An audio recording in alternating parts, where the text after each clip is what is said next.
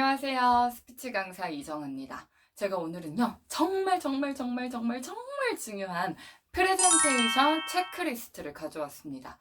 사실 요즘은 뭐 직장인 분들은 말할 것도 없고요. 뭐 의사, 변호사, 검사, 뭐 연구원 분들, 학생분들까지 프레젠테이션 할 일이 굉장히 많아졌고 또 그만큼 중요하기도 하죠. 그래서 오늘은 제가 프레젠테이션 하기 전에 꼭 알아둬야 할 체크리스트를 가져왔습니다. 그런데 제가 준비하다 보니까 내용이 좀 많아지더라고요. 그래서 여러분 스피치의 3요소 다들 아시죠? 보이스, 바디랭귀지, 논리 이렇게 있는데요. 그 3요소대로 나눠서 영상을 올리려고 합니다.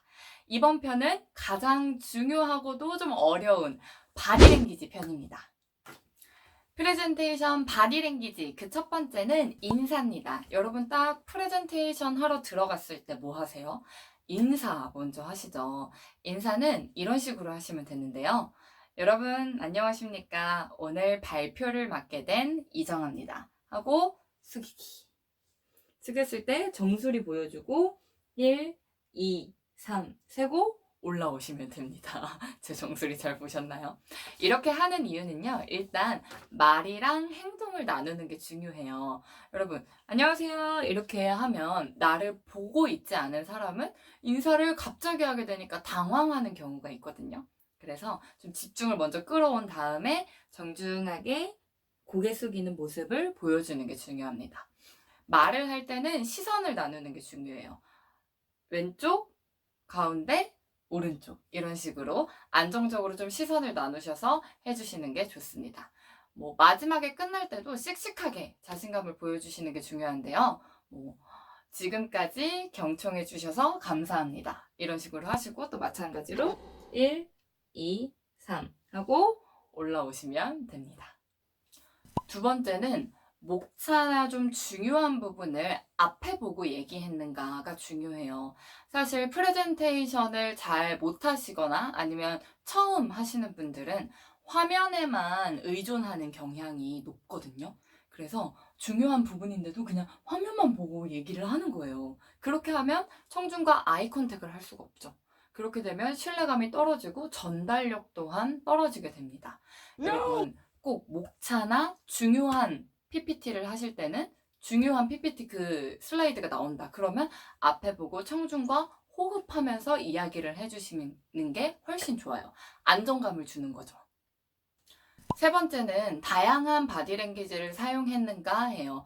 여러분 프레젠테이션 하실 때 바디랭귀지가 중요한 것까진 다들 아시죠? 그런데 계속 여러분 제가 오늘 프레젠테이션을 하게 됐는데요. 이렇게 하시면 계속 이 바디랭귀지만 하시는 거잖아요. 이렇게 하면 너무 어색하지 않을까요? 그래서 뭐 이런 나열 바디랭귀지도 하고 비교 대조 바디랭귀지도 하고 그리고 제스처 크게 보여주는 바디랭귀지도 하고 높다, 뭐 낮다, 좁다, 넓다 등 모션적인 바디랭귀지를 하면서 다양하게 바디랭귀지를 해주시는 게 중요합니다. 그리고 이 네 번째, 바디랭귀지를 할 때 좀 바디랭귀지를 크게 해주시는 게 좋아요. 막 여기를 붙이고 팔을 붙이고 바디랭귀지를 이렇게 해버리면 너무 소심해 보이잖아요. 그래서 여기를 띄우시고 또 여기도 띄우시고 하면서 바디랭귀지를 크게 바디랭귀지 하는 부분이 내 가슴부터 얼굴까지 오게 바디랭귀지를 크게 해주시는 게 좋고요. 그리고 바디랭귀지를 하실 때 좀 불필요한 제스처들이 나올 수가 있어요. 뭐 짝다리를 짚는다든지 아니면 계속 손을 이렇게 만진다든지 그런 분이 진짜 많거든요. 그래서 이 내가 불필요한 제스처들이 있는지 아니면 불필요한 몸의 습관이 있는지 그것까지 점검해 주시면 좋을 것 같습니다. 자, 그 다음에 시선으로 한번 가볼게요. 여러분 이 시선 나누는 게 굉장히 어려우시죠? 여기를 봤다가 저기를 봤다가 이렇게 하셔야 되는데 시선 나누는 거는 3초 규칙만 기억하시면 돼요. 여기를 봤다가 좀 안정적으로 3초 이상 본 후에 여기를 봤다가 또 다른 데를 봤다가 이런 식으로 다양한 패턴 변화를 주시는 게 좋아요. 청중을 이렇게도 봤다가 이렇게도 봤다가 저기 멀리서부터 이렇게 봤다가 가까운 데서부터 멀리 봤다가 이런 식으로요. 시선을 안정적으로 나눠주시는 것 또한 중요합니다. 자, 그 다음에는 표정을 볼게요. 사실 뭐 긴장되거나 아니면 스피치 좀 잘 못하시는 분들은 표정이 이렇게 굳어 있어요. 이런 식으로. 근데 이렇게 하면 되게 성의가 없어 보이거나 열정이 없어 보일 수가 있어요. 그래서 인사 같은 거 하실 때는 최대한 밝게, 그리고 좋은 내용, 좀, 이 내용은 좀 밝고 활발한 내용이다, 적극적인 내용이다 하실 때는 웃으면서 하시는 게 좋고요. 좀 뭐 노력이 필요하다, 아니면 우리가 인내가 필요하다 이런 거 하실 때는 좀 표정을 심각하게 같이 바꿔주시는 거. 워딩에 따라서 표정을 바꿔주시는 것 또한 중요합니다. 자, 그 다음에 전체적으로 여유 있는 모습을 보였는가. 사실 이게 진짜 어렵기도 한데, 프레젠테이션 잘 못하시는 분들은 계속 뭐에 쫓기는 것 같은 느낌이 들 때가 있어요. 또 그런 분들이 좀 많아요. 그래서 좀 여유 있게 문장과 문장 사이에 일부러라도 좀 쉬시고, 그리고 슬라이드 넘어갈 때도 좀 여유 있게 넘어가시고, 말할 때도 빨리 하지 않는 것 또한 중요합니다.